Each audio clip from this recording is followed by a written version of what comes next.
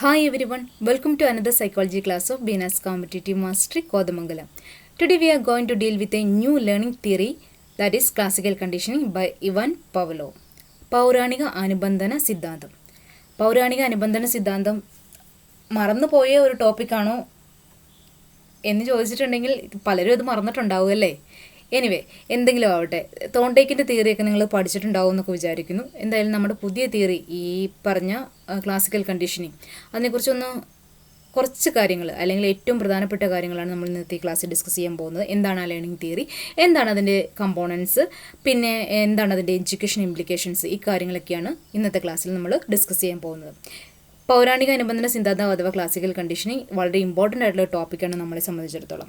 പിന്നെ teacher trainees ഒക്കെ ആയിരിക്കുന്ന കാലത്ത് നമ്മൾ ഇവാൻ പവലോവിനെ കുറിച്ചിട്ടൊക്കെ പഠിച്ചിട്ടും, അതുപോലെ തന്നെ എന്താണ്, അദ്ദേഹം വളരെ ഫേമസ് ആണല്ലോ നമ്മുടെ ഇടയിൽ. പട്ടി പവലോവ് എന്നൊക്കെ വിളിച്ച് നമ്മൾ അദ്ദേഹത്തെ ഒരുപാട് കളിയാക്കിയിട്ടൊക്കെ ഉണ്ട്. കാരണം പട്ടിയിലായിരുന്നു, അല്ലെങ്കിൽ നായ്ക്കുട്ടിയിലായിരുന്നു അദ്ദേഹം തൻ്റെ എക്സ്പെരിമെൻറ്റ്സ് എല്ലാം ചെയ്തിരുന്നത്. അതുകൊണ്ടാണ് നമ്മൾ അങ്ങനെയൊക്കെ വിളിച്ചത്. എന്തായാലും വിളിച്ചതും പറഞ്ഞതും ഒക്കെ അവിടെ നിൽക്കട്ടെ, നമുക്ക് ക്ലാസിക്കൽ കണ്ടീഷനിങ്ങിലേക്ക് പോകാം. ക്ലാസിക്കൽ കണ്ടീഷനിങ് എന്താണ്, എങ്ങനെയാണ് അദ്ദേഹം തൻ്റെ പരീക്ഷണങ്ങളോട് ഈ ഒരു തിയറിയിലേക്ക് എത്തിച്ചേർന്നത്, ഇങ്ങനെയുള്ള കാര്യങ്ങളൊക്കെ നമ്മൾ ആദ്യമേ തന്നെ അറിഞ്ഞിരിക്കണം. എക്സ്പെരിമെൻ്റ് എല്ലാവർക്കും അറിയാവുന്നൊരു കാര്യമാണ്. പട്ടിയിൽ ഉമിനീർ ഉൽപ്പാദിപ്പിക്കപ്പെടുന്ന ആ പരീക്ഷണം എല്ലാവർക്കും അറിയാം. പക്ഷെ വീണ്ടും എന്തിനത് പറയുന്നു എന്ന് ചോദിച്ചിട്ടുണ്ടെങ്കിൽ നിങ്ങളിൽ ചിലരെങ്കിലും അതൊക്കെ മറന്നു പോയിട്ടുണ്ടാവും. അപ്പോൾ ആ ഓർമ്മകളെ പൊടി തട്ടിയെടുക്കാൻ വേണ്ടിയിട്ടാണ് വീണ്ടും അത് റിപ്പീറ്റ് അടിച്ച് പറയാനായിട്ട് പോകുന്നത്. ആവർത്തന വിരസത ഉണ്ടാവും. കാരണം ഈ പറയുന്ന ലേണിംഗ് തിയറികളിലെല്ലാം പരീക്ഷണങ്ങൾ നിങ്ങൾക്ക് ഓൾറെഡി അറിയാവുന്നതാണ്. നമ്മളിവിടെ പറയുന്നത് നിങ്ങളെ ആ ഓർമ്മകളിലേക്ക് വീണ്ടും കൂട്ടിക്കൊണ്ടുവരാൻ വേണ്ടിയിട്ട് മാത്രമാണ് കേട്ടോ. അപ്പോൾ നമുക്ക് നോക്കാം എന്താണ് ക്ലാസിക്കൽ കണ്ടീഷനിങ്. ക്ലാസിക്കൽ കണ്ടീഷനിങ്ങിൽ എപ്പോഴും എക്സ്പീരിയൻസിനൊരു ഇമ്പോർട്ടൻറ്റ് ക്യാരക്ടർ അല്ലെങ്കിൽ ഇമ്പോർട്ടൻറ്റ് റോള് തന്നെയുണ്ട്. നമുക്ക് നോക്കാം. അപ്പോൾ ക്ലാസിക്കൽ കണ്ടീഷനിങ് എന്താണ്, എക്സ്പീരിയൻസ് എങ്ങനെ അതിനകത്ത് വർക്കൗട്ട് ചെയ്യുന്നു, ഇങ്ങനെയുള്ള കാര്യങ്ങളൊക്കെ ഒന്ന് നോക്കാം അല്ലേ. Classical conditioning is a term used to describe learning which has been acquired through experience. One of the best known examples of classical conditioning can be found with the Russian psychologist Ivan Pavlov and his experiments on dogs. ഇനി നമ്മൾ അദ്ദേഹത്തിൻ്റെ എക്സ്പെരിമെൻറ്റിലേക്ക് പോവുകയാണ്. In these experiments, Pavlov trained his dogs to salivate when they heard a bell ring. In order to do this, he first showed them food, the sight of which caused them to salivate. Later, Pavlov would ring a bell every time he would bring the food out, until eventually he could get the dogs to salivate just by ringing the bell and without giving the dogs any food. In his simple but ingenious experiment, Pavlov showed how a reflex, that is salivation, a natural bodily response, could become conditioned or modified to an external stimulus, that is the bell, thereby creating conditioned reflex or response. കേൾക്കുമ്പോൾ വല്ലാണ്ട് ഈ സ്ലൈഡിൽ വലിച്ചു വരി എഴുതി വെച്ചിരിക്കുന്നു എന്നൊക്കെ നിങ്ങൾക്ക് തോന്നും. പ്രത്യേകിച്ച് വലിയ കാര്യങ്ങളൊന്നുമില്ല. നിങ്ങൾക്കറിയാവുന്ന ആ തിയറിയുടെ പിന്നിലുള്ള പരീക്ഷണത്തിൻ്റെ കഥ മാത്രമാണ് എഴുതി വെച്ചിരിക്കുന്നത് കേട്ടോ. എക്സ്പെരിമെൻറ്റിൻ്റെ കഥ മാത്രമാണ്. അപ്പോൾ നിങ്ങൾ നോട്ടൊക്കെ എഴുതുന്നുണ്ടെന്ന് ഞാൻ വിചാരിക്കുന്നു. നമ്മൾ ഓരോ ക്ലാസ് കഴിയുമ്പോഴും നോട്ട്സൊക്കെ എഴുതി പഠിക്കുക കേട്ടോ. അപ്പോൾ എങ്കിൽ മാത്രമേ നമുക്ക് അതൊരു നല്ല ഹാബിറ്റാണ്. മറ്റുള്ളവരുടെ ക്ലാസ്സുകൾ കേട്ടിട്ട് അതിൽ നിന്ന് നോട്ട്സ് എഴുതി പഠിക്കുക എന്നുള്ളത് എപ്പോഴും നല്ലൊരു ശീലമാണ്. കാരണം കുറച്ചും കൂടി നിങ്ങളുടെ ഓർമ്മ നിലനിർത്താനായിട്ട് ഈ എഴുത്ത് അത് സഹായിക്കുന്നതായിട്ട് കാണുന്നുണ്ട്. കാരണം ഒന്നും എഴുതാതെ ജസ്റ്റ് വായിച്ചു വിടുന്ന ആൾക്കാർ ഒരിക്കലും നന്നായി പഠിക്കുന്നതായിട്ട് കണ്ടിട്ടില്ല. അപ്പോൾ അത്യാവശ്യം എഴുതാനൊക്കെ ഒന്ന് ശ്രമിക്കൂ. എനിവേ, നിങ്ങൾ പലരും ചെയ്യുന്നുണ്ടായിരിക്കും കേട്ടോ.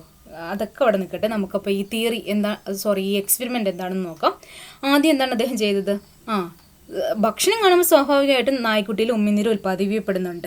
പക്ഷേ അദ്ദേഹം എന്ത് ചെയ്തു? ആഹാരത്തോടൊപ്പം മണിശബ്ദം അല്ലെങ്കിൽ ബെല്ലിൻ്റെ റിങ് കൂടി കേൾപ്പിച്ചു. അപ്പോഴും ഉമിനീർ ഉൽപ്പാദിപ്പിക്കപ്പെട്ടു. പിന്നീട് ഈ പരീക്ഷണം റിപ്പീറ്റ് ചെയ്തു. എപ്പോൾ ഫുഡ് കൊടുത്താലും ബെല്ലടിക്കും. അപ്പോൾ സ്വാഭാവികമായിട്ടും പിന്നീട് ബെല്ലിൻ്റെ സൗണ്ട് കേട്ടപ്പോൾ തന്നെ നായ്ക്കുട്ടിയിൽ എന്തുണ്ടായി? ഉമിനീർ ഉൽപ്പാദിപ്പിക്കപ്പെട്ടു എന്നാണ് അദ്ദേഹം പറയുന്നത്. അങ്ങനെ വന്നിട്ടാണ് പക്ഷേ ഫുഡ് ഇട്ട് കൊടുത്തതുമില്ല, അപ്പോഴും ഉമിനീരുണ്ടായിരുന്നു അല്ലേ. ഇതായിരുന്നു പവലോവിൻ്റെ പരീക്ഷണം. ഇനി പവലോവിൻ്റെ പരീക്ഷണത്തെ സംബന്ധിച്ചിടത്തോളം ഭക്ഷണം എന്ന് പറയുന്നത് ഒരു സ്വാഭാവികമായിട്ടുള്ള ഒരു ചോദകം മാത്രമാണ്, അല്ലെങ്കിൽ ഒരു നാച്ചുറൽ സ്റ്റിമുലസ് ആണ്. അതിനെ എന്ത് ചെയ്യുകയാണ് ചെയ്യുന്നത്? അതിന് മറ്റൊരു സ്റ്റിമുലസുമായിട്ട് ഒന്ന് ബന്ധിപ്പിച്ച് മറ്റൊരു സ്റ്റിമുലസ് ഏതാണ്? ബെല്ലിൻ്റെ സൗണ്ട് അല്ലേ, അതുമായിട്ടൊന്ന് ബന്ധിപ്പിച്ചൊക്കെയാണ് അദ്ദേഹം പഠിച്ചത്. അതിലേക്കൊക്കെ നമുക്ക് വരാം. അതിനു മുമ്പ് നമ്മൾ അറിഞ്ഞിരിക്കേണ്ട ഒരു പ്രധാനപ്പെട്ട കാര്യമുണ്ട്. ഈ തിയറിയിൽ കുറേ കമ്പോണൻസ് ഉണ്ട്. പ്രധാനപ്പെട്ട 4 കമ്പോണൻസ് എന്ന് വേണമെങ്കിൽ നമുക്ക് പറയാം. ആ കമ്പോണൻസ് ഏതൊക്കെയാണെന്ന് ആദ്യം അറിഞ്ഞിരിക്കണം. ഞാൻ ചുമ്മാ കുറേ സലൈവേഷൻ, റെസ്പോൺസ്, സ്റ്റിമുലസ് എന്നൊക്കെ പറയും, നിങ്ങൾക്കത് ബോറടിക്കും. അപ്പോൾ നമുക്ക് നോക്കിയാലോ ഏതൊക്കെയാണ് ഇതിൻ്റെ കമ്പോണൻസ് എന്ന്. ഞാൻ നേരത്തെ പറഞ്ഞു 4 പ്രധാനപ്പെട്ട കമ്പോണൻസ് ആണ് ഉള്ളത്. ഒന്ന്, അൺകണ്ടീഷണഡ് സ്റ്റിമുലസ്, അതായത് സ്വാഭാവിക ചോദകം. ഇവിടെ സ്വാഭാവിക ചോദകം ഏതാണ്? ഫുഡാണ്. ഇനി കണ്ടീഷണഡ് സ്റ്റിമുലസോ? കണ്ടീഷണഡ് സ്റ്റിമുലസ് ബെല്ലടിക്കുന്നതാണല്ലേ. അപ്പോൾ നമുക്ക് ഈ പറഞ്ഞ ഈ 4 കാര്യങ്ങളും, അതുപോലെ തന്നെ അൺകണ്ടീഷണൽ ആയിട്ടുള്ള റിഫ്ലെക്സ് ഓർ റെസ്പോൺസ്, അതുപോലെ the conditional reflex or response, ഈ 4 കാര്യങ്ങളാണ് പ്രധാനപ്പെട്ട 4 കമ്പോണൻസ് ആയിട്ട് ക്ലാസിക്കൽ കണ്ടീഷനിങ് തിയറിയിൽ അദ്ദേഹം പറയുന്നത്. എന്തായാലും ഈ 4 എണ്ണത്തെക്കുറിച്ചിട്ടും നമ്മൾ അത്യാവശ്യം ഒന്ന് മനസ്സിലാക്കിയിരിക്കേണ്ട വളരെ അത്യാവശ്യമായിട്ടുള്ള കാര്യമാണ്. So we can gain a better understanding of classical conditioning by looking at the various components involved in his experiment. So let's start. The unconditioned stimulus, ഞാൻ നേരത്തെ തന്നെ പറഞ്ഞിരുന്നത് ഫുഡാണെന്ന്. ഒരു അൺകണ്ടീഷണഡ് സ്റ്റിമുലസ് അല്ലെങ്കിൽ സ്വാഭാവിക ചോദകം എന്ന് പറയുന്നത് യാതൊരു കണ്ടീഷനിങ്ങും ഇല്ലാതെ അതിൻ്റേതായ കാര്യം ചെയ്യാനായിട്ട് പറ്റുന്നുണ്ട്. ഒരു സാധാരണ എന്ത് വേണമെങ്കിലും ആകാം, ഫുഡ് മാത്രമാണെന്നൊന്നുമില്ല. ഇതുപോലെ ഒരു റെസ്പോൺസ് ഉണ്ടാക്കിയെടുക്കാൻ കഴിയുന്ന എന്തും അൺകണ്ടീഷണൽ സ്റ്റിമുലസ് ആയിട്ട് പ്രവർത്തിക്കാം. ഇവിടെ നമ്മൾ പട്ടിയുടെ കാര്യത്തിൽ പഠിക്കുന്നത് കൊണ്ട് നമ്മളിവിടെ ഫുഡ് എടുക്കുന്നു.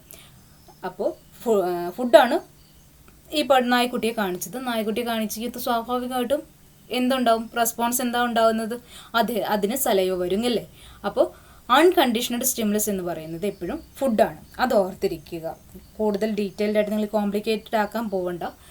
അൺകണ്ടീഷണൽ സ്റ്റിമുലസ് എന്ന് പറയുന്നത് ഫുഡാണ്. And unconditional stimulus is anything which can evoke a response without prior learning or conditioning. ഒരു പ്രയർ ലേണിങ്ങോ കണ്ടീഷനിങ്ങോ ഇല്ലാതെ തന്നെ റെസ്പോൺസ് എവോക്ക് ചെയ്യാൻ, ഉണ്ടാക്കിയെടുക്കാൻ കഴിയുന്നുണ്ട് എങ്കിൽ അങ്ങനെയുള്ള സ്റ്റിമുലസിനെയാണ് നമ്മൾ എന്തെന്ന് പറയുന്നത്? അൺകണ്ടീഷണഡ് സ്റ്റിമുലസ് എന്ന് പറയുന്നത്. ഇവിടെ നമ്മുടെ പരീക്ഷണത്തിൽ അല്ലെങ്കിൽ പൗലോവിൻ്റെ പരീക്ഷണത്തിൽ എന്താണ്? ഫുഡാണ് അൺകണ്ടീഷണഡ് സ്റ്റിമുലസ് ആയിട്ട് വർക്കൗട്ട് ചെയ്യുന്നത്. ഇനി കണ്ടീഷണഡ് സ്റ്റിമുലസ്, നേരത്തെ തന്നെ നമ്മൾ ഓൾറെഡി പറഞ്ഞു കഴിഞ്ഞതാണ്. ബെല്ലാണ് കണ്ടീഷണഡ് സ്റ്റിമുലസ്. എങ്ങനെയാണ് കണ്ടീഷണഡ് സ്റ്റിമുലസ് വന്നതെന്ന് നോക്കൂ. The conditioned stimulus is created by learning and therefore does not create a response without prior conditioning. Conditional stimulus എങ്ങനെയാണ് ക്രിയേറ്റ് ചെയ്യപ്പെട്ടത്? ബൈ ലേണിംഗ്, പഠനത്തിലൂടെയാണ് അത് സാധ്യമായത്.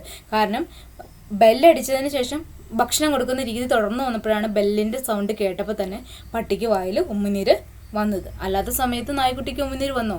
ഇല്ല. ഇനി ഇത് അങ്ങനെ ഒരു ലേണിംഗ് ഉണ്ടായിട്ടില്ല എന്നുണ്ടെങ്കിൽ, ഫുഡ് കിട്ടും ബെല്ലടിച്ച ഉടനെ തന്നെ ഫുഡ് കിട്ടും എന്നുള്ളൊരു ലേണിംഗ് നടന്നിട്ടില്ല എന്നുണ്ടെങ്കിൽ ബെല്ലിൻ്റെ സൗണ്ട് കേട്ട പട്ടിക്കുട്ടിയിൽ എന്തുണ്ടാവുന്നില്ല? സലൈവ ഉണ്ടാകുന്നില്ല. അപ്പോൾ നോക്കിക്കേ example. When Pavlov rang a bell and caused the dogs to salivate. This was a conditional stimulus because the dog learned to associate the bell with the food. അപ്പോൾ എന്താണ്? സ്വാഭാവികമായ ഒരു ചോദകത്തെ കൃത്രിമ ചോദകവുമായിട്ട് ബന്ധിപ്പിച്ചു, അസോസിയേറ്റ് ചെയ്യുകയാണ് ഇവിടെ ചെയ്തിരിക്കുന്നത്. If they had not learned to associate the bell with the food, they would not salivate when the bell was rung. ഞാൻ നേരത്തെ പറഞ്ഞ കാര്യം, നമ്മൾ ബെല്ലടിപ്പിച്ചതിന് ശേഷം ഫുഡ് കൊടുക്കുന്നൊരു പ്രവൃത്തി ഇല്ലായിരുന്നുവെങ്കിൽ ഒരിക്കലും ബെല്ലിൻ്റെ സൗണ്ട് മാത്രം കേട്ടാൽ പട്ടിയിൽ എന്തുണ്ടാവില്ല? സലൈവ ഉണ്ടാവില്ല. പക്ഷേ ഇവിടെ പൗലോവ് എന്താണ് ചെയ്തത്? ബെല്ലടിച്ചതിന് ശേഷം ഫുഡ് കൊടുക്കാനായിട്ട് തീരുമാനിച്ചു. അങ്ങനെ ഫുഡ് സ്ഥിരമായിട്ട് ബെല്ലടിച്ചതിന് ശേഷം കൊടുത്തപ്പോൾ ബെല്ലും ഫുഡും തമ്മിൽ ഒരു കണക്ഷൻ, ഒരു അസോസിയേഷൻ ഉണ്ടായി. അതായത് ഒരു നാച്ചുറൽ ആയിട്ടുള്ള അല്ലെങ്കിൽ അൺകണ്ടീഷണഡ് ആയിട്ടുള്ള സ്റ്റിമുലസും ഒരു കണ്ടീഷണൽ സ്റ്റിമുലസും തമ്മിൽ അസോസിയേറ്റ് ചെയ്യപ്പെട്ടു എന്ന് വേണമെങ്കിൽ നമുക്ക് പറയാം. അങ്ങനെ പരസ്പരം ബന്ധപ്പെടുത്തിയുള്ള പഠനമാണ് അനുബന്ധ പഠനം അഥവാ ലേണിംഗ് ബൈ കണ്ടീഷൻ എന്ന് പറയുന്നത്. ആ ടേം ഒന്ന് എഴുതി വെച്ചോളൂ. ലേണിംഗ് ബൈ കണ്ടീഷൻ അഥവാ അനുബന്ധ പഠനം. ഇനി ഈ അനുബന്ധ പഠനത്തിനൊക്കെ ഒരുപാട് ഇമ്പോർട്ടൻസും ഒക്കെ ഉണ്ട് കേട്ടോ നമ്മുടെ എഡ്യൂക്കേഷൻ ഇംപ്ലിക്കേഷൻസിൽ. അത് നമ്മൾ അതിലേക്ക് വരുന്നുണ്ട്. അപ്പോൾ നമുക്ക് അടുത്ത കമ്പോണൻറ്റിലേക്ക് പോയാലോ? നമ്മൾ 4 കമ്പോണൻസ് ഉണ്ടെന്ന് പറഞ്ഞില്ലേ. 3ാമത്തെ കമ്പോണൻറ്റ് ഇതായിരുന്നു, unconditional reflex or response, that is salivation. Saliva ഉൽപ്പാദിപ്പിക്കപ്പെടുന്ന ആ ഒരു പ്രക്രിയ. And unconditional reflex is anything that happens automatically without you having to think about it, such as your mouth salivating when you eat. എന്താണ് ഒരു unconditional response അല്ലെങ്കിൽ reflex എന്ന് പറയുന്നത് automatically വരുന്നൊരു കാര്യമാണ്.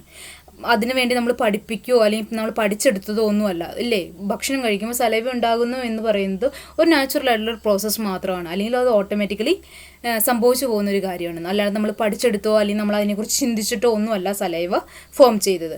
പക്ഷേ ഒരു കണ്ടീഷണൽ റിഫ്ലെക്സിൻ്റെ കാര്യത്തിൽ തീർച്ചയായിട്ടും അത് ലേണിങ്ങിലൂടെ മാത്രം അക്യൂർ ചെയ്തതാണ്. ഇവിടെ കണ്ടീഷണൽ റിഫ്ലെക്സ് എന്ന് പറയുന്നത് സലൈവേഷൻ ഇൻ റെസ്പോൺസ് ടു ബെല്ലടിക്കുമ്പോൾ സലൈവ ഉണ്ടാകുന്നത് എന്താണ്? കണ്ടീഷണൽ റിഫ്ലെക്സ് ആണ്. കാരണം ബെല്ലടിച്ചതിന് ശേഷം ഉടനെ തന്നെ ഫുഡ് കിട്ടും എന്ന് പട്ടിക്ക് അറിയാം. അത് പട്ടി പഠിച്ചു കഴിഞ്ഞു, ആ പട്ടിക്കുട്ടി പഠിച്ചു കഴിഞ്ഞു. അതുകൊണ്ടുകൂടി തന്നെ എന്താണ്, ബെല്ലിൻ്റെ സൗണ്ട് കേട്ടപ്പോൾ തന്നെ പട്ടിക്കുട്ടിയുടെ വായിൽ എന്ത് തോന്നുന്നു, സലൈവ ഉണ്ടാകാനുള്ള ചാൻസ് ഇൻക്രീസ് ചെയ്തു, അല്ലെങ്കിൽ സലൈവ ഉണ്ടായി.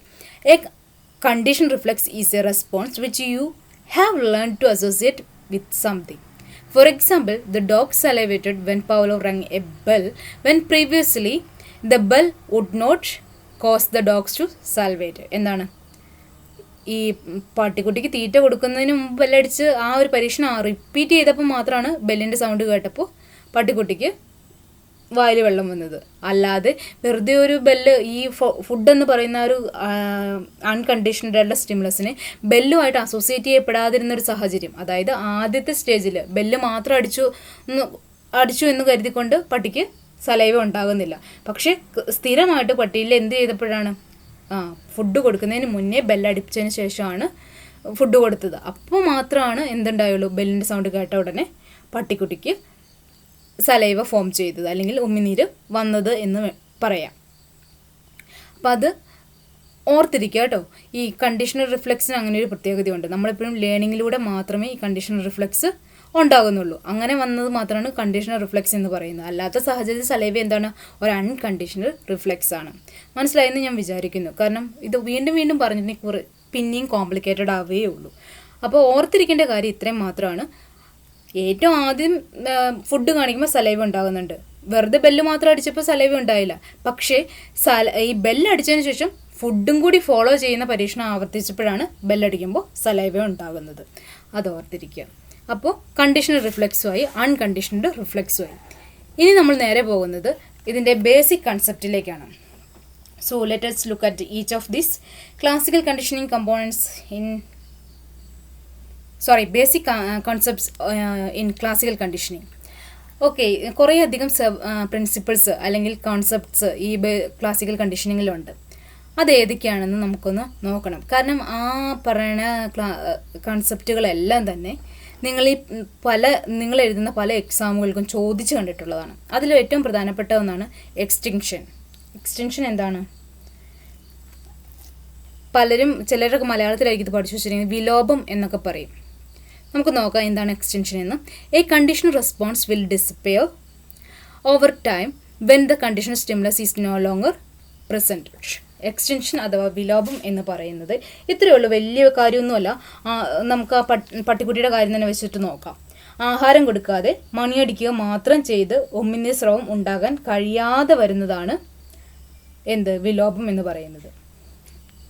ആ ഒരു കാര്യം കുറേ അധികം നാൾ നമ്മൾ മണിയടിച്ചു, ആഹാരം കൊടുത്തില്ല എന്നുണ്ടെങ്കിൽ ഉമിനീരുണ്ടാവത്തില്ല. അതിനെയാണ് നമ്മൾ എക്സ്റ്റൻഷൻ എന്ന് പറയുന്നത്. അപ്പോൾ ഓർത്തിരിക്കുക, a condition response will disappear over time when the condition stimulus is no longer presented. ഇനി എന്താണ് അടുത്തതാണ് സ്പോണ്ടേനിയസ് റിക്കവറി എന്ന് പറയുന്ന ഒരു ടൈം, അല്ലെങ്കിൽ ആ ഒരു പർട്ടിക്കുലർ കൺസെപ്റ്റ്. അത് എന്താണെന്നും കൂടി നമ്മൾ അറിയണം. സ്പോണ്ടേനിയസ് റിക്കവറി എന്ന് പറഞ്ഞിട്ടുണ്ടെങ്കിൽ പുനഃപ്രാപ്തി എന്നൊക്കെ മലയാളത്തിൽ പറയും. Sometimes there is a weak appearance of previously extinguished response. പരീക്ഷണത്തിലേക്ക് ഒന്നും കൂടി ഒന്ന് പോയിക്കുക, അപ്പം നിങ്ങൾക്കത് മനസ്സിലാവും ആ ടൈം എന്താണെന്ന്. നായ്ക്ക് ആഹാരം നൽകാതെ മണിയടി ശബ്ദം മാത്രം കേൾപ്പിച്ച് ഉമിനീർ സ്രവം പ്രതികരണം ഇല്ലാതായി തീരുന്ന ഒരവസരത്തിന് ശേഷം കുറെ കഴിഞ്ഞ് മണിയടി കേൾക്കുമ്പോൾ ഉമിനീർ സ്രവം വീണ്ടും ഉണ്ടാകുന്നതാണ് ഈ പറഞ്ഞ സ്പോണ്ടേനിയസ് റിക്കവറി അഥവാ പുനഃപ്രാപ്തി എന്ന് പറയുന്നത്. അതായത് ആഹാരം നൽകാതെ മണിയടി ശബ്ദം മാത്രം കേൾപ്പിച്ച് ഉമിനീർ സ്രവം ഉണ്ടാകുന്നു എന്ന് പറയുന്ന ആ ഒരു പ്രതികരണം ഇല്ലാതായി തീരുന്ന ഒരു അവസരത്തിന് ശേഷം കുറേ കഴിഞ്ഞിട്ട് പിന്നെ വീണ്ടും നമ്മൾ ബെല്ലടിക്കുകയാണെന്നുണ്ടെങ്കിൽ പട്ടിയിൽ വീണ്ടും ഒരു പ്രതീക്ഷ ഫുഡ് കിട്ടിയാലോ, അതാണ് പുനഃപ്രാപ്തി. വീണ്ടും സ്പോണ്ടേനിയസ് ആയിട്ട് റിക്കവർ ചെയ്യുകയാണ്. പണ്ട് പഠിച്ച കാര്യത്തെ സ്പോണ്ടേനിയസ് ആയിട്ട് റിക്കവർ ചെയ്തെടുക്കുന്നതിനെയാണ് എന്തെന്ന് പറയുന്നത് പുനഃപ്രാപ്തി അഥവാ സ്പോണ്ടേനിയസ് റിക്കവറി എന്ന് പറയുന്നത്. ഇനി stimulus generalization. Stimulus generalization, this is when individual respond in this way, same way to experience stimuli. അത് ഇത്രയേ ഉള്ളൂ.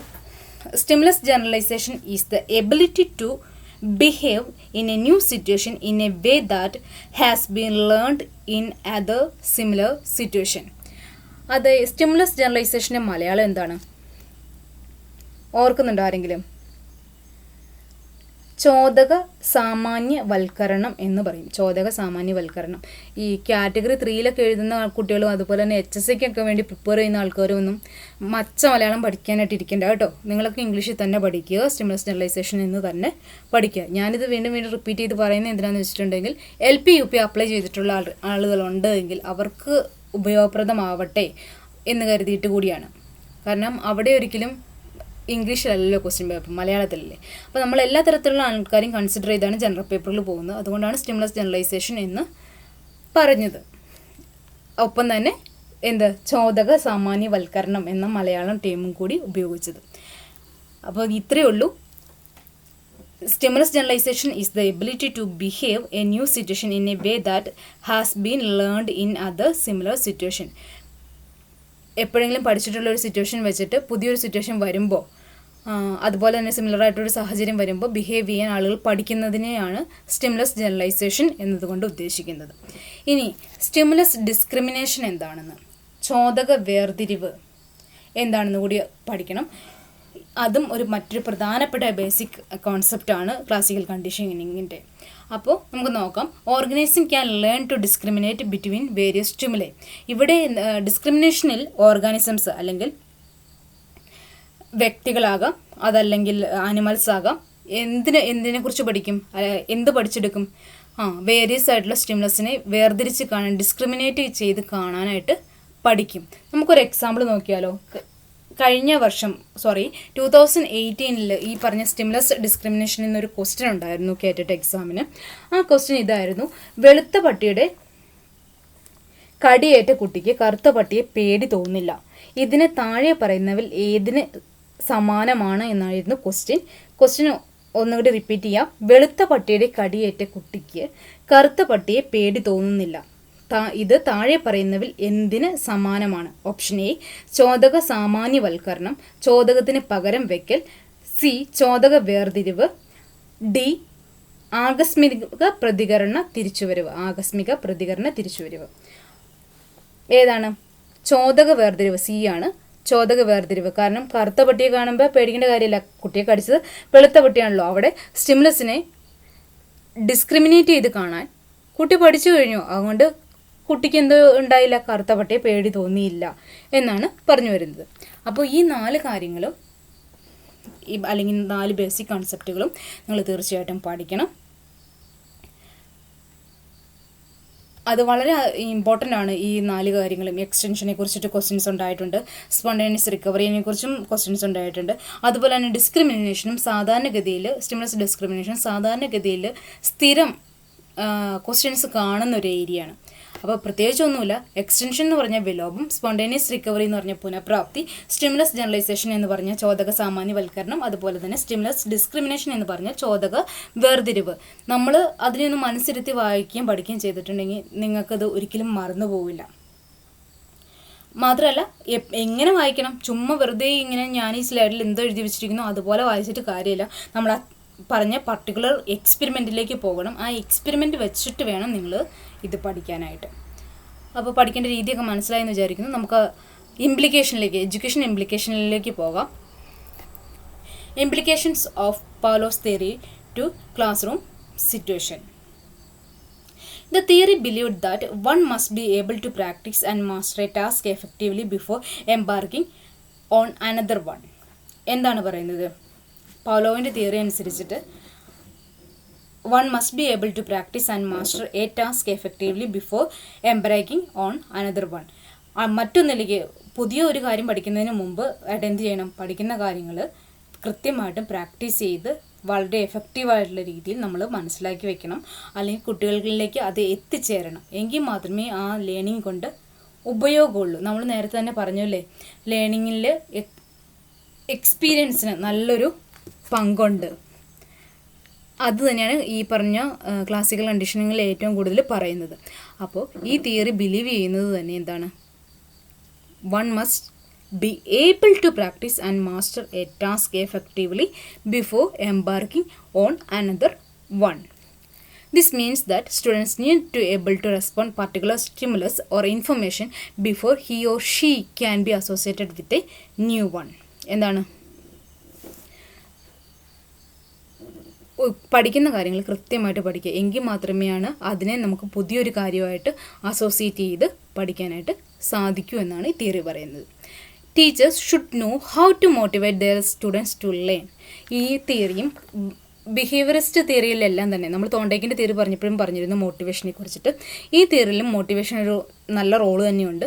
അതുകൊണ്ട് ടീച്ചർ എപ്പോഴും എന്ത് ചെയ്യണം, ടീച്ചേഴ്സിന് നന്നായിട്ട് അറിയാതിരിക്കണം എങ്ങനെ കുട്ടികളെ മോട്ടിവേറ്റ് ചെയ്യാം, എങ്ങനെ അവരിലേക്ക് പഠനം അല്ലെങ്കിൽ ലേണിംഗ് എന്ന് പറയുന്ന ആ ഒരു പ്രോസസ്സ് കൂടുതൽ എഫക്റ്റീവായിട്ട് കൊണ്ടുവരാം എന്നുള്ളതിനെക്കുറിച്ച് ടീച്ചേഴ്സിനൊരു അറിവ് കൃത്യത ഉണ്ടായിരിക്കണം. They should have versatile with various strategies that can enhance effective participation of the students in the teaching learning activities. മാത്രമല്ല പുതിയ വേരിയസ് സ്ട്രാറ്റജീസ് ഉപയോഗിക്കാനായിട്ട് ടീച്ചേഴ്സ് ശ്രദ്ധിക്കുക. എന്തിന്, കുട്ടികളുടെ പാർട്ടിസിപ്പേഷൻ എന്തിൽ ഉറപ്പുവരുത്തണം, ടീച്ചിങ് ലേണിംഗ് ആക്ടിവിറ്റീസിൽ കുട്ടികളുടെ പാർട്ടിസിപ്പേഷൻ ഉറപ്പുവരുത്താൻ വേണ്ടി വേരിയസ് സ്ട്രാറ്റജീസ് ടീച്ചേഴ്സിന് ഇംപ്ലിമെൻറ്റ് ചെയ്യാവുന്നതുണ്ട്. അത്തരത്തിലുള്ള കഴിവുള്ള ടീച്ചേഴ്സിനെ മാത്രമേ കുട്ടികൾക്കും താല്പര്യം ഉണ്ടാവുള്ളൂ. കാരണം ഏതെങ്കിലും ഒരു പർട്ടിക്കുലർ സ്റ്റുഡൻറ്റിലേക്ക് മാത്രം നിങ്ങളുടെ ശ്രദ്ധ മാറിപ്പോയിട്ടുണ്ടെങ്കിൽ അതൊരിക്കലും ഒരു ഹെൽത്തി ക്ലാസ് റൂം സിറ്റുവേഷൻ ഉണ്ടാക്കിത്തരില്ല. കാരണം അതൊരു നെഗറ്റീവാണ്. ഒരു ടീച്ചറിനെ സംബന്ധിച്ചിടത്തോളം പാർഷ്യലാണ്, ആ ടീച്ചർ കുറച്ച് പാർഷ്യലാണെന്ന് കുട്ടികൾ പറയാനായിട്ട് തുടങ്ങും. അപ്പോൾ എല്ലാ തരത്തിലുള്ള കുട്ടികളെയും ടീച്ചിങ് ലേണിംഗ് പ്രോസസ്സിൽ അല്ലെങ്കിൽ ആ ഒരു ആക്ടിവിറ്റീസിൽ ഇൻവോൾവ് ചെയ്യിക്കാൻ ഒരു ടീച്ചർക്ക് സാധിക്കണം. അതിനുവേണ്ടി വേരിയസ് സ്ട്രാറ്റജീസ് ഉപയോഗിക്കാനുള്ളൊരു സ്കില്ല് ടീച്ചർക്ക് ഉണ്ടായിരിക്കണം. പിന്നെ മൂന്നാമത്തെ ഏറ്റവും പ്രധാനപ്പെട്ട പോയിന്റ് എന്ന് വെച്ചിട്ടുണ്ടെങ്കിൽ most of the emotional response can be learn through classical conditioning. Emotional responses എല്ലാം പഠിക്കുന്നത് എവിടെ നിന്നാണ്, can be learned through classical conditioning. A negative or positive response comes through the stimulus being paired with. For example, providing necessary school material for primary school pupils will develop good feelings about school and learn in them, while punishment will discourage them from attending the school. Emotional responses എല്ലാം തന്നെ വരുന്നത് classical കണ്ടീഷനിങ്ങിലാണ്. അത് പറയാനുള്ള പ്രധാനപ്പെട്ട കാരണം എന്താണെന്ന് വെച്ചിട്ടുണ്ടെങ്കിൽ നമുക്ക് ആ എക്സാമ്പിൾ നോക്കിയാൽ തന്നെ മനസ്സിലാകും. പ്രൈമറി സ്കൂളിൽ പഠിക്കുന്ന കുട്ടികൾക്ക് നമ്മൾ നല്ല രീതിയിലുള്ള ടീച്ചേഴ്സ് ആയാലും മാനേജ്മെൻ്റ് ആയാലും സ്കൂളിൻ്റെ അതോറിറ്റി ആരാണോ അവർ നല്ല രീതിയിലാണ് കുട്ടികളോട് പെരുമാറുന്നത്. ആവശ്യത്തിനുള്ള സ്റ്റഡി മെറ്റീരിയൽസും അതുപോലെ തന്നെ നമുക്കറിയാം പ്രൈമറി സ്കൂൾ എന്ന് പറയുമ്പോൾ തന്നെ അവർക്ക് ഒരുപാട് മെറ്റീരിയൽസ് അത്യാവശ്യമാണല്ലേ. അവർക്ക് കളിക്കാനും പഠിക്കാനും ഒക്കെ ഒരുപാട് കാര്യങ്ങൾ ആവശ്യമുണ്ട്. ഇത്തരത്തിലുള്ള സ്കൂൾ മെറ്റീരിയൽസ് എല്ലാം അവിടെ അവൈലബിൾ ആണ് എന്നുണ്ടെങ്കിൽ തീർച്ചയായിട്ടും കുട്ടികൾക്ക് സ്കൂളിനെ കുറിച്ചും അതുപോലെ തന്നെ അവിടുത്തെ പഠനത്തെക്കുറിച്ചിട്ടൊക്കെ ഒരു നല്ല ഫീലിംഗ് ആയിരിക്കും ഉണ്ടാവുക. അവർക്കൊരു സാറ്റിസ്ഫാക്ഷൻ ഉണ്ട്, നാളെ എൻ്റെ കൂട്ടുകാരെ കാണാം, നന്നായി കളിക്കാം, നന്നായിട്ട് പുതിയ കാര്യങ്ങൾ പഠിക്കാം. അത് ഈ പറഞ്ഞ കാര്യങ്ങളെല്ലാം അവരെ ട്രീറ്റ് ചെയ്യുന്ന രീതിക്ക് അനുസരിച്ചിരിക്കും. നല്ല രീതിയിലാണ് ട്രീറ്റ് ചെയ്യുന്നതെങ്കിൽ തീർച്ചയായിട്ടും സ്കൂളിനോടും ടീച്ചറിനോടും പഠിക്കുന്ന സബ്ജക്റ്റിനോടും അവർക്കൊരു ആത്മാർത്ഥതയും സ്നേഹമൊക്കെ ഉണ്ടായിരിക്കും. അതല്ല അവരെ എപ്പോഴും പണിഷ് ചെയ്യുകയോ എപ്പോഴും അവരെ ഡിസ്കറേജ് ചെയ്യുകയൊക്കെയാണ് ചെയ്യുന്നതെങ്കിൽ തീർച്ചയായിട്ടും അവർ സ്കൂളിൽ പോകാൻ തന്നെ വലിയ മടിയുള്ള ആൾക്കാരായിട്ടും മാറും. അപ്പോൾ ഓർക്കുക, ഇമോഷണൽ റെസ്പോൺസസ് എല്ലാം ക്ലാസിക്കൽ കണ്ടീഷനിലൂടെയാണ് ലേൺ ചെയ്യപ്പെടുന്നത്. ഇനി നാലാമത്തെ എഡ്യൂക്കേഷണൽ ഇംപ്ലിക്കേഷൻ ഇതാണ്. Principles of classical conditioning can be used four developing good habits in children such as cleanliness, respect for elders, punctuality etcetera. വൃത്തി, റെസ്പെക്റ്റ്, മറ്റുള്ളവർ മുതിർന്നവരെ ബഹുമാനിക്കുക, അതുപോലെ കൃത്യനിഷ്ഠ പാലിക്കുക തുടങ്ങിയ കാര്യങ്ങളെല്ലാം കുട്ടികളിൽ വളർത്തിയെടുക്കാനായിട്ട് ഈ പറഞ്ഞ ക്ലാസിക്കൽ കണ്ടീഷനിങ്ങിൻ്റെ പ്രിൻസിപ്പിൾസൊക്കെ നമുക്ക് യൂസ് ചെയ്യാവുന്നതാണ് ക്ലാസ്സിൽ. അപ്പോൾ തീർച്ചയായിട്ടും നന്നായിട്ട് വരുന്ന കുട്ടികളോട് ടീച്ചേഴ്സ് ഒരു മോട്ടിവേഷൻ കൊടുക്കുകയോ അല്ലെങ്കിൽ ഒരു റീഎൻഫോഴ്സ്മെൻറ്റ് കൊടുക്കുകയോ ഒക്കെ ചെയ്തിട്ടുണ്ടെങ്കിൽ തീർച്ചയായിട്ടും അവരെന്ത് ചെയ്യും, അവരത് ആ ഒരു പർട്ടിക്കുലർ ബിഹേവിയർ വീണ്ടും വീണ്ടും എല്ലാ ദിവസവും അത് റിപ്പീറ്റ് ചെയ്യാനായിട്ടുള്ള ടെൻഡൻസി കുഞ്ഞുങ്ങളിലുണ്ടാകും. അപ്പോൾ അത്തരം കാര്യങ്ങളിലൊക്കെ ടീച്ചേഴ്സ് ശ്രദ്ധിക്കണം എന്നാണ് പറയുന്നത്. എന്തിനാണ് എഡ്യൂക്കേഷൻ ഇംപ്ലിക്കേഷൻസ് ഇത്രയും വലിച്ചു നീട്ടി പറയുന്നതെന്ന് നിങ്ങൾ വിചാരിക്കുന്നുണ്ടാവും. കാരണം ആപ്ലിക്കേഷൻ ലെവൽ ക്വസ്റ്റ്യനിൽ എപ്പോഴും ഒരു സാഹചര്യമായിരിക്കും നിങ്ങളുടെ മുന്നിലേക്ക് ഇട്ട് തരിക. അപ്പോൾ ആ സാഹചര്യത്തിൽ എങ്ങനെ നിങ്ങൾ പ്രതികരിക്കുന്നു എന്നറിയണമെങ്കിൽ നിങ്ങൾ ഈ പറഞ്ഞ എഡ്യൂക്കേഷൻ ഇംപ്ലിക്കേഷൻസ് അറിഞ്ഞിരിക്കണം. ഓക്കെ, 5th പോയിന്റ് ഇതാണ്. It can be used for deconditioning or breaking off anxiety, fear, phobias and in maladjusted children. അതുപോലെ തന്നെ ഇത് ഈ തിയറിയുടെ പ്രിൻസിപ്പിൾസൊക്കെ യൂസ് ചെയ്തുകൊണ്ട് ആങ്സൈറ്റി, ഫിയറും അതുപോലെ തന്നെ എന്താ പറയുക അകാരണമായിട്ടുള്ള പേടിയൊക്കെ ഫോബിയാസൊക്കെ കുട്ടികളിൽ നിന്നും മാറ്റിയെടുക്കാനായിട്ട് ഡീകണ്ടീഷൻ ചെയ്യാനായിട്ട് ഈ തിയറി സഹായിക്കുന്നുണ്ട്. അല്ലെങ്കിൽ ഈ തിയറിയുടെ ഏറ്റവും വലിയൊരു കോൺട്രിബ്യൂഷനാണ് ഈ പറഞ്ഞ പോലെ കുട്ടികളിൽ ഉണ്ടാകുന്ന ആങ്സൈറ്റിയും ഫിയറും ഒക്കെ മാറ്റിയെടുക്കാൻ സഹായിക്കുക, അതിനുള്ള ടെക്നിക്സും കാര്യങ്ങളും ഒക്കെ പ്രൊവൈഡ് ചെയ്യുക എന്നുള്ളത്. ഇനി 6th പോയിന്റ് ഇതാണ്. It can be used to develop positive attitude towards learning teacher and school subject. നമ്മൾ നേരത്തെ തന്നെ പറഞ്ഞിരുന്നു, നല്ല രീതിയിലാണ് കണ്ടീഷനിങ് ചെയ്യുന്നത് എങ്കിൽ തീർച്ചയായിട്ടും കുട്ടിക്ക് സ്കൂളിൽ വരാനുള്ളൊരു താല്പര്യം ഉണ്ടാകുമെന്ന്. അപ്പോൾ തീർച്ചയായിട്ടും പോസിറ്റീവ് ആറ്റിറ്റ്യൂഡ് ലേണറിൽ ഉണ്ടാക്കിയെടുക്കാൻ പറ്റും. ടീച്ചറിനോടും സ്കൂൾ സബ്ജക്റ്റിനോടും പഠനം എന്ന പ്രക്രിയയോടും ഒക്കെ ആ ഒരു പോസിറ്റീവ് ആറ്റിറ്റ്യൂഡ് ക്രിയേറ്റ് ചെയ്ത് അല്ലെങ്കിൽ കുട്ടികളിൽ വളർത്തിയെടുക്കാനായിട്ട് ഈ തിയറി സഹായിക്കുന്നുണ്ട്. ഈ തിയറിയുടെ ഇംപ്ലിമെൻറ്റേഷൻസ് എല്ലാം. ഇനി use of AV AIDS in teaching learning process involves classical conditioning theory. അതുപോലെ തന്നെ ഓഡിയോ വിഷ്വൽ എയ്ഡ്സിൻ്റെ ഉപയോഗവും ഈ ഒരു തിയറിയുടെ ഫലമായിട്ട് അല്ലെങ്കിൽ ഈ തിയറിയിൽ ഇൻവോൾവ് ചെയ്തിരിക്കുന്ന ഒന്നാണ്. കാരണം ഈ ഓഡിയോ വിഷ്വൽ എയ്ഡ്സ് ഉപയോഗിക്കുമ്പോൾ എന്താണ്, കുട്ടിക്കൊരു പുതിയ ന്യൂ ലേണിംഗ് എക്സ്പീരിയൻസ് സാധ്യമാവുകയാണ് അല്ലേ. അപ്പോൾ തീർച്ചയായിട്ടും അവന് കുറച്ചും കൂടി ഇൻട്രസ്റ്റിംഗ് ആയിരിക്കും ടീച്ചിങ് ലേണിംഗ് പ്രോസസ്സ്. അല്ലാത്ത വശം എന്താണ്, വെറുതെ ഒരു മിയർ ലെക്ചറിങ് മാത്രമാണ് ക്ലാസ്സിലുള്ളതെങ്കിൽ കുട്ടികൾക്കത് ബോറടിക്കും. പഴയ കാലമൊന്നുമല്ല, പഴയ കാലത്താണെങ്കിൽ കുട്ടികളിരുന്ന് ഉറങ്ങുമായിരുന്നു, ഇപ്പോഴത്താണെങ്കിൽ പിള്ളേർ ബഹളം വയ്ക്കാനായിട്ട് തുടങ്ങും. അപ്പോൾ ഇതൊന്നും ഞാൻ നിങ്ങൾക്ക് പറഞ്ഞു തരേണ്ട കാര്യങ്ങളില്ല. ഇതൊക്കെ നമ്മുടെ നിത്യജീവിതത്തിൽ കാണുന്ന അല്ലെങ്കിൽ നിങ്ങൾ എപ്പോഴും സ്കൂളിൽ കുട്ടികളുമായിട്ട് മിങ്കിൾ ചെയ്തിരിക്കുന്ന ആൾക്കാരാണ്, നിങ്ങൾ ടീച്ചേഴ്സാണ്, നിങ്ങൾക്കറിയാം. ഒരു ഓഡിയോ വിഷ്വൽ എയ്ഡ്സ് ഉപയോഗിച്ചൊരു ക്ലാസ് എടുക്കുമ്പോൾ കൊച്ചുങ്ങൾ കുറച്ചും കൂടി ശ്രദ്ധയോടുകൂടിയായിരിക്കും ആ കാര്യങ്ങൾ കേട്ടിരിക്കുക അല്ലെങ്കിൽ കണ്ടുകൊണ്ടിരിക്കുക. അപ്പോൾ അത്തരത്തിലുള്ള കാര്യങ്ങളൊക്കെ ഒന്ന് ശ്രദ്ധിക്കുക. It emphasise importance of reinforcement in learning. മാത്രമല്ല ഈ തിയറി എംഫസൈസ് ചെയ്യുന്ന മറ്റൊരു കാര്യമുണ്ട്, റീഎൻഫോഴ്സ്മെൻറ്റ്. നമ്മൾ നേരത്തെ പറഞ്ഞിരുന്നു, മോട്ടിവേഷൻ്റെ കാര്യം പറഞ്ഞിരുന്നു, അതുപോലെ തന്നെയാണ് റീഎൻഫോഴ്സ്മെൻറ്റ് കൊടുക്കുക എന്നുള്ളതും. അതും ഒരു പ്രധാനപ്പെട്ട കാര്യമാണ്. അപ്പോൾ ഒരു 7 എഡ്യൂക്കേഷൻ ഇംപ്ലിക്കേഷൻസ് ആണ് പവലോവിൻ്റെ ക്ലാസിക്കൽ കണ്ടീഷനിങ് തിയറിക്കുള്ളത്. ഈ 8 നമുക്ക് വളരെ അത്യാവശ്യമാണ്. ഇതിൽ ഏതെങ്കിലും ഒരെണ്ണത്തെ വെച്ചിട്ടായിരിക്കും അല്ലെങ്കിൽ അങ്ങനെ ഒരു സിറ്റുവേഷൻ വെച്ചിട്ടായിരിക്കും നിങ്ങൾക്കൊരു ക്വസ്റ്റ്യൻ ചിലപ്പോൾ ഉണ്ടാവുക. അപ്പോൾ ഇത്തരത്തിലുള്ള സാഹചര്യങ്ങളെക്കുറിച്ചിട്ട് അല്ലെങ്കിൽ ഇത്തരത്തിലുള്ള ഇംപ്ലിക്കേഷൻസിനെ കുറിച്ചിട്ട് കൂടുതലായിട്ട് പഠിക്കുന്നത് വളരെ നല്ലതാണ്. അപ്പോൾ കഴിയുമെങ്കിൽ ഈ 8 നിങ്ങൾ പഠിക്കാനായിട്ട് ശ്രദ്ധിക്കുക കേട്ടോ. അല്ലാത്തവർ എന്താ പറയണേ, നേരത്തെ പറഞ്ഞതുപോലെ തന്നെ ഒരറിവും ചെറുതല്ല. 8 പഠിക്കാൻ പറ്റിയാൽ അത്രയും നല്ലത്. ഒരു 5 പഠിക്കാൻ കഴിഞ്ഞിട്ടുണ്ട് എങ്കിൽ ഓക്കെയാണ്. ഓക്കെ, അപ്പോൾ ഇന്നത്തെ ക്ലാസ് എല്ലാവർക്കും ഇഷ്ടമായി എന്ന് വിചാരിക്കുന്നു, മനസ്സിലായി എന്ന് വിചാരിക്കുന്നു. നന്നായിട്ട് പഠിക്കണം, നോട്ട്സൊക്കെ എഴുതണം എല്ലാവരും. Okay, thank you very much.